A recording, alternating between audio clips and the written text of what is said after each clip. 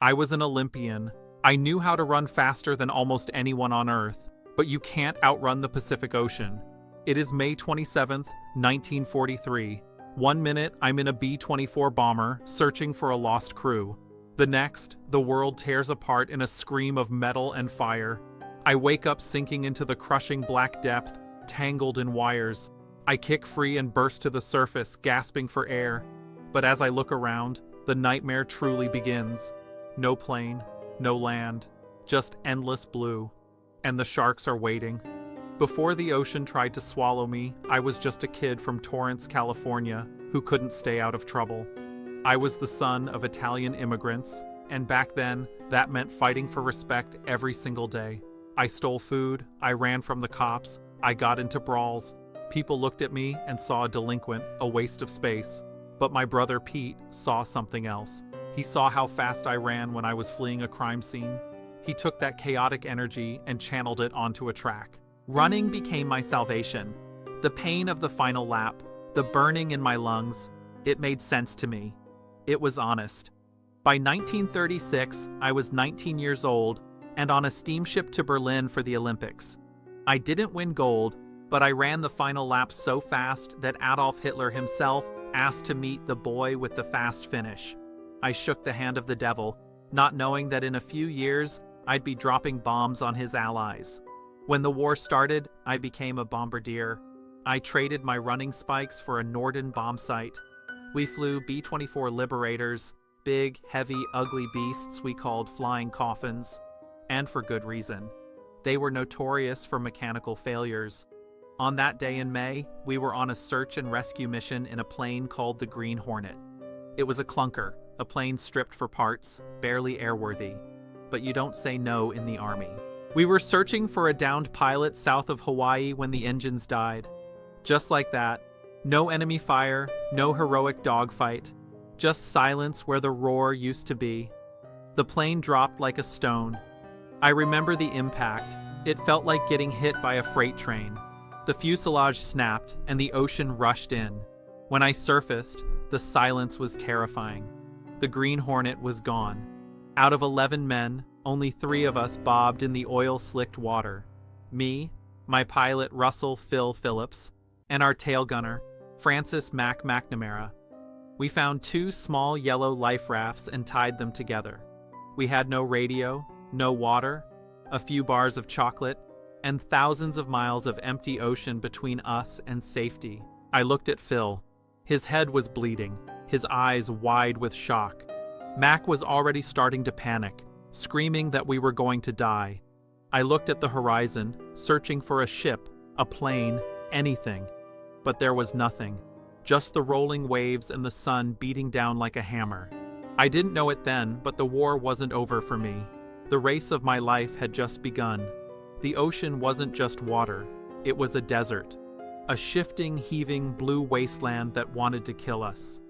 The first night, the terror was the cold. But when the sun rose, the real torture began. It cooked us alive. Our skin blistered, peeled, and turned to raw meat. Our lips swelled until they split. We had no water. And thanks to Mac, we had no food. In a fit of panic that first night, he had eaten our entire supply of survival chocolate. I couldn't hate him for it. Fear does terrible things to a man's mind. But now, we were starving. We became part of the food chain. Sharks, 6 and 7 feet long, circled us day and night. They would bump the bottom of the raft, testing us, waiting for the rubber to rot or for one of us to slip. Sometimes they would launch themselves onto the raft, snapping their jaws inches from our faces. I had to beat them back with an aluminum paddle, staring into their dead, black eyes. To keep our minds from snapping, I talked. I described my mother's cooking in agonizing detail. I walked Phil and Mac through the preparation of gnocchi, the smell of the tomato sauce, the taste of the wine. We feasted on words while our bodies wasted away. We caught rain in our mouths during squalls. We managed to catch an albatross that landed on my head, using its meat for bait to catch small fish. We ate them raw, scales and all. It was revolting, but it was life. On the 27th day, we heard a hum. A plane. We screamed, waved our shirts, and fired a flare. The plane banked and turned toward us. We cried with relief, but then puffs of smoke erupted from its nose. The water around the raft exploded in geysers. It wasn't Americans. It was a Japanese bomber. I dove into the water to escape the bullets, hiding under the raft. But in the water, the sharks smelled blood. They attacked. I had to kick and punch at the sharks while the bullets ripped through the water above me. It was a choice between the devil and the deep blue sea.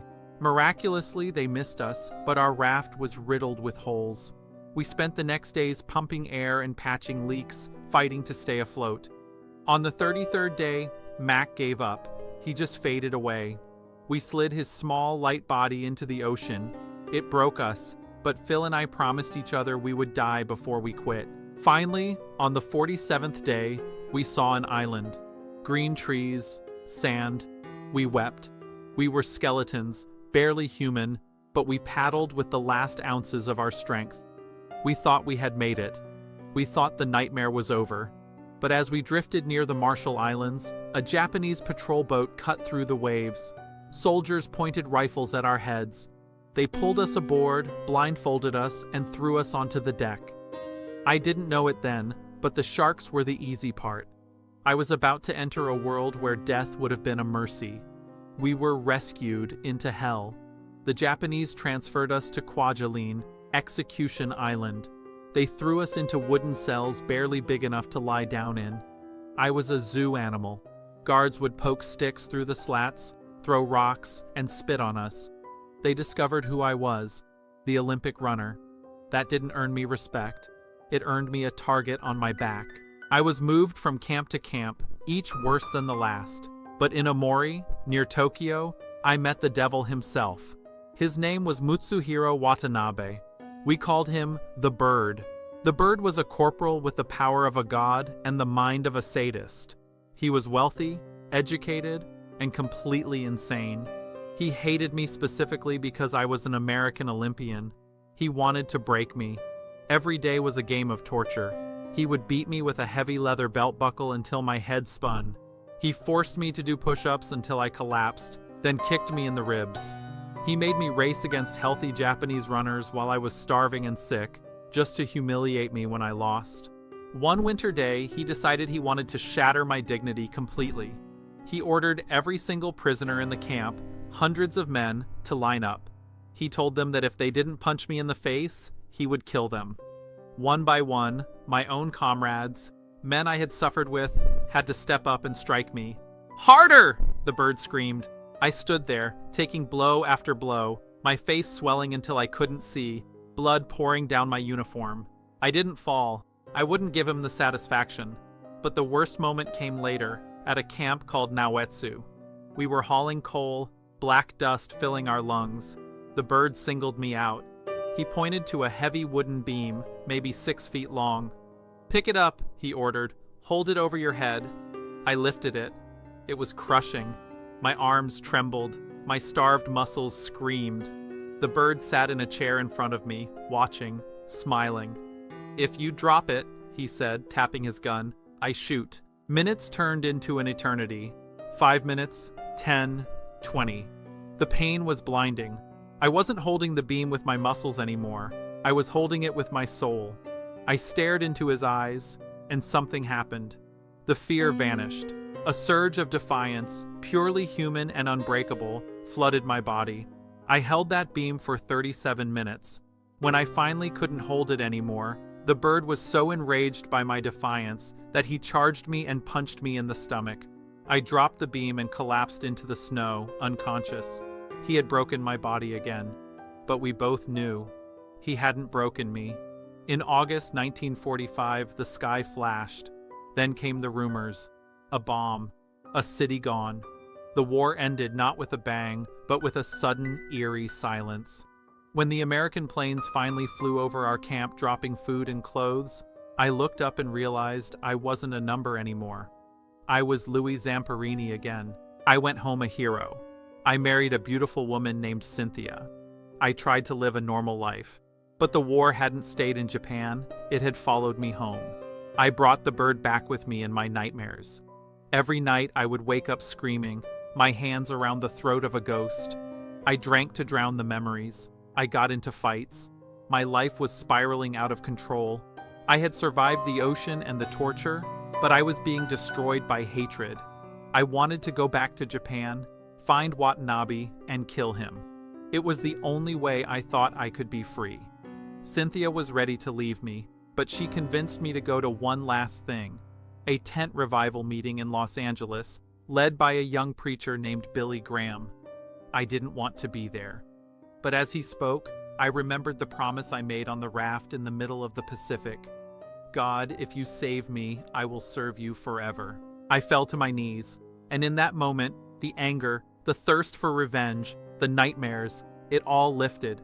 It was the hardest thing I ever did, harder than the running, harder than the raft. I forgave them, all of them, even the bird. Years later, I returned to Japan, not with a gun, but with a Bible. I met with the guards who had beaten me. I shook their hands. I hugged them. I saw them not as monsters, but as broken men. Watanabe refused to meet me, coward that he was to the end. But it didn't matter. I had already defeated him. At age 81, I ran one last time. I carried the Olympic torch for the Winter Games in Nagano, Japan. I ran past the very place where I had been imprisoned. My legs were old, but my heart was light. The world thought my victory was surviving the war, but they were wrong. My true victory wasn't staying alive. It was learning that while hatred is a heavy burden, forgiveness is the wings that let you fly.